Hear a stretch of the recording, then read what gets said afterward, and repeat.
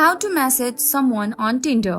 In this tutorial, I'll walk you through the steps to message someone on Tinder.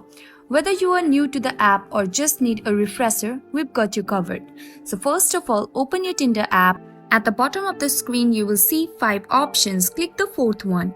Over here, you will see all the options that you can send a message to. So let me be clear, you won't be able to message someone on Tinder without getting a match with them. So only if you guys both swipe right or like each other on Tinder, only then you will be able to message them on Tinder.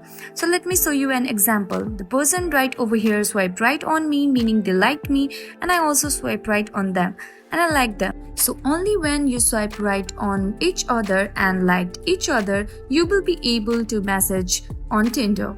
Once you are a match, simply tap on them and now you will be able to message them on Tinder. So as of now, that was the only way on how you can message someone on Tinder. And that's it. That's how you will be able to message someone on Tinder.